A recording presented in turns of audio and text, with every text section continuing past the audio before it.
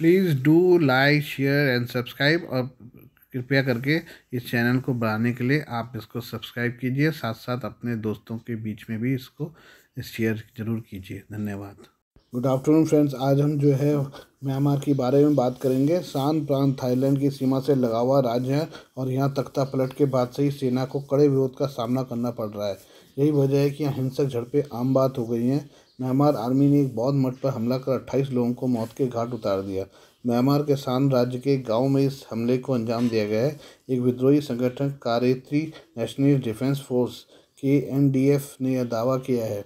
Myanmar में सैन्य तख्तापलट को 2 साल के करीब हो चुके हैं और उसके बाद से भारत के इस पड़ोसी देश में सेना और विद्रोही संगठनों के बीच हिंसा जारी है। हाल के दिनों में सेना और विद्रोही संगठनों के बीच लड़ाई में तेजी आई है। KNDF ने बताया कि शनिवार को म्यांमार की सेना ने शान प्रांत के एक गांव पर हमला किया। हमले में म्यांमार की एयरफोर्स और थल सेना दोनों ने संयुक्त रूप से कार्रवाई की। सेना के हमले से बचने के लिए लोग गांव के बौद्ध मठ में छिप गए, लेकिन वहां भी सेना ने उनकी जान नहीं बख्शी। KNDF का कहना है कि सेना के हमले में 28 से ज़्यादा लोगों की मौत हुई है। म्यांमार के मीडिया में छपी खबरों के अनुसार सेना ने लोगों को मठ की दीवार के सहारे खड़ा करके गोलियों से भून दिया। मरने वालों में मठ को भिक्षु भी शामिल हैं। म्यांमार की सेना का यह मामला इतना बेरहम था कि गांव के कई मकानों में भी आग लगा दी गई। बता दें कि शान प्रांत थाईलैंड की सीमा से लगा हुआ है राज्य है और यहाँ तख्तापलट के बाद से ही सेना को कड़े विरोध का सामना करना पड़ रहा है। यही वजह है कि यहाँ हिंसक झड़पें आम बात हो गई हैं। कारेती संगठन सेना विरोधी है और शान प्रांत की राजधानी नान नेइन इनका गढ़ माना जाता है। हालांकि बीते कुछ समय से म्यांमार की सेना इस इलाके में अपनी पकड़ मजबूत कर रही है। बता दें कि म्यांमार में साल 2021 में सरकार का तख्ता पलट कर सेना ने सत्ता पर कब्जा जमा लिया था। उसके बाद से ही देश में हिंसा जारी है। अभी तक इस हिंसा में म्यांमार में 40,000 लोग बेघर हो गए हैं, 80 लाख बच्चे स्कूल नहीं जा पा रहे हैं और 1.5 करोड़ लोग कुपोषण के शिकार हैं। अभी तक इस लड़ाई में आधिकारिक आंकड़ों के अनुसार 2900 लोगों की मौत हो चुकी है। भारत सरकार ने बैंकों और कारोबारियों से कहा है कि वे रूस से आयात के लिए चीन की मुद्रा युआन का प्रयोग करने से बचें। पॉलिसी मेकिंग से जुड़े सरकार के 3 अधिकारियों और 2 बैंकिंग सूत्रों ने इसकी पुष्टि की है। उन्होंने बताया कि ऐसा पड़ोसी देश चीन के साथ लंबे से समय से चले आ रहे राजनीतिक मतभेदों के कारण किया जा रहा है। भारत रूस से सस्ता तेल और कोयला के प्रमुख आयातक के तौर पर उभरा है। भारत अब इन कारोबारों को निपटाने के लिए संयुक्त अरब अमीरात की मुद्रा दिरहम को प्राथमिकता देगा। 3 सरकारी अधिकारियों ने ये बातें कही हैं। उनमें से एक अधिकारी ने बताया कि नई दिल्ली विदेशी व्यापार का निपटारा युआन में करने में असुविधा महसूस कर रहा है। वहीं इन ट्रेडों का दिरहम में निपटारा कर उसके लिहाज से सही है। एक दूसरे अधिकारी ने कहा है कि भारत युआन में लेन देन का निपटारा तब तक नहीं करना चाहेगा जब तक दोनों देशों के रिश्ते बेहतर नहीं हो जाते। बता दें कि लाइन ऑफ एक्चुअल कंट्रोल पर दोनों देशों के सैनिकों के बीच झड़प के बाद तनाव आ गया था। हिंद प्रशांत क्षेत्र में चीन के आक्रामक रवैये को देखते हुए अमेरिका ने उस पर लगाम लगाने का प्लान बना लिया है। चीन को 3 तरफा घेरने के लिए अमेरिका, ऑस्ट्रेलिया, ब्रिटेन ने परमाणु संचालित पनडुब्बी को लेकर एक बड़े सौदे की घोषणा की है। यह घोषणा तीनों देशों के राष्ट्राध्यक्षों ने सैन डिएगो में एक शिखर बैठक में भाग लेने के बाद की है। अमेरिकी राष्ट्रपति जो बाइडेन ने सैन डिएगो में ऑस्ट्रेलियाई प्रधानमंत्री एंथनी एल्बनीज और ब्रिटिश प्रधानमंत्री ऋषि सुनक के साथ इस डील पर हस्ताक्षर करते हुए कहा कि हम ऑस्ट्रेलिया को मजबूत बनाएंगे और डील के तहत ऑस्ट्रेलिया कर्मचारियों को बुलाकर ट्रेनिंग देंगे। तीनों नेताओं ने डील के बाद कहा कि यह फैसला केवल हिंद प्रशांत क्षेत्र को मुक्त और खुला रखने के लिए है। हिंद प्रशांत क्षेत्र में ड्रैगन का दबदबा करने के लिए ऑस्ट्रेलिया कई परमाणु संचालित पनडुब्बी अमेरिका से खरीदेगा। इसी के साथ ऑकस डील के तहत ऑस्ट्रेलिया ब्रिटेन के साथ पनडुब्बी बनाएगा जो नई तकनीक के साथ विकसित होगी। डील के तहत 2030 के दशक की शुरुआत में अमेरिका $50 अरब की कीमत पर 3 वर्जीनिया श्रेणी की पनडुब्बियों को ऑस्ट्रेलिया को बेच देगा। यदि आवश्यक हुई तो ऑस्ट्रेलिया $58 अरब देकर 2 और पनडुब्बियां खरीद सकता है। ऑकस डील आखिर क्या है? चीन को टक्कर देने योग्य बनाने के लिए ऑस्ट्रेलिया को अमेरिका और यूके ऑकस डील के तहत सुरक्षा कवच देगा। इसके तहत तीनों देश खुफिया जानकारी भी साझा करेंगे। परमाणु संचालित पनडुब्बियां मिलने के बाद ऑस्ट्रेलिया हिंद महासागर और दक्षिण चीन सागर पर ताकतवर हो जाएगा। डील के तहत ऑस्ट्रेलिया ब्रिटेन एक अलग प्रकार की पनडुब्बियां भी बनाएंगे। SSN ऑकस के नाम वाली इन पनडुब्बियां दोनों देशों की नौसेना में शामिल होंगी। यह पनडुब्बियां US की तकनीक और ब्रिटेन की डिज़ाइन पर आधारित होंगी, जिसमें न्यूक्लियर रिएक्टर हथियार प्रणाली की क्षमता होगी। अमेरिका के न्यूयॉर्क स्थित सिग्नेचर बैंक को रेगुलेटर्स ने बंद कर दिया है। सिलिकॉन वैली बैंक के बंद होने के 1 सप्ताह से भी कम समय के भीतर धराशायी होने वाले देश का दूसरा बैंक बन गया है। Federal deposit insurance corporation FDIC को एक रिसीवर के रूप में नियुक्त किया गया है। इस नियुक्ति का आमतौर पर मतलब है कि यह जमाकर्ताओं और अन्य कार्य के लिए आने वाले ग्राहकों का ध्यान रखेगा। प्रौद्योगिकी स्टार्टअप की दुनिया में सबसे प्रमुख उधारदाताओं में से एक सिलिकॉन वैली बैंक, जो संघर्ष कर रहा था, उसने शुक्रवार को अमेरिकी संघीय सरकार को कदम उठाने के लिए मजबूर कर दिया। आंकड़ों से पता चलता है कि संकटग्रस्त बैंक के शेयरों में 60% से अधिक की गिरावट आई है। FDIC ने एक बयान में कहा कि जमाकर्ताओं की सुरक्षा के लिए FDIC ने सिग्नेचर ब्रिज बैंक NA को सभी डिपॉजिट और सिग्नेचर बैंक की सभी संपत्तियों को ट्रांसफ़र कर दिया है। सिग्नेचर ब्रिज बैंक एक पूर्ण सेवा बैंक है जिसे FDIC द्वारा संचालित किया जाएगा।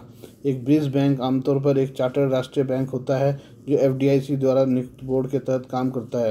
यह जमा और कुछ अन्य देनदारियों को मानता है और एक विफल बैंक की कुछ संपत्तियां खरीदता है। सिग्नेचर बैंक की देश भर में 40 शाखाएं थी।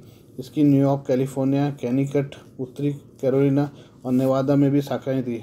FDIC ने कहा कि ऑनलाइन बैंकिंग सहित बैंकिंग गतिविधियां सोमवार 13 मार्च से फिर से शुरू हो जाएगी। FDIC ने कहा जमाकर्ता और उधारकर्ता स्वचालित रूप से सिग्नेचर ब्रिज बैंक NA के ग्राहक बन जाएंगे और पहले की तरह ही निर्बाध ग्राहक सेवा और ATM, डेबिट कार्ड और राइटिंग चेक द्वारा अपने धन का लेन देन कर सकेंगे। सिग्नेचर बैंक के आधिकारिक चेक क्लियर होते रहेंगे।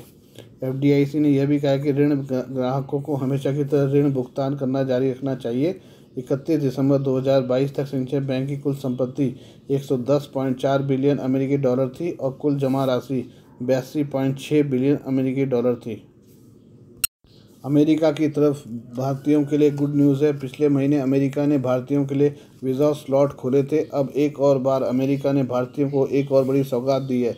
अमेरिका ने ऐलान किया कि वह 10 लाख भारतीय नागरिकों को इस साल वीज़ा जारी करेगा। अंग्रेजी अखबार इंडियन एक्सप्रेस से बातचीत में अमेरिकी दूतावास के एक प्रवक्ता ने कहा है कि अमेरिकी मिशन ने पहले ही भारत में हमारे दूतावास और वाणिज्य दूतावासों में 2 लाख से अधिक आवेदनों को प्रोसेस किया गया है। हम 2023 में अमेरिकी दूतावास के प्रवक्ता ने कहा कि हमारा लक्ष्य 10 लाख वीज़ा आवेदनों को प्रोसेस करना है, जिसमें सभी श्रेणियों के गैर अप्रवासी वीज़ा शामिल हैं। अमेरिकी दूतावास के अनुसार साल 2022 में US स्टेट डिपार्टमेंट ने पूरी दुनिया से करीब 90 लाख अप्रवासी वीज़ा प्रोसेस किए थे। इन वीज़ा में बिजनेस, ट्रैवल, स्टूडेंट और क्रू वीज़ा शामिल हैं। 10 लाख से अधिक गैर अप्रवासी वीज़ा आवेदनों को प्रोसेस करने के अपने लक्ष्य को प्राप्त करने के लिए ट्रैक पर है और अपने टारगेट को पूरा करने के लिए अमेरिकी दूतावास में स्टाफ बढ़ाया जा रहा है।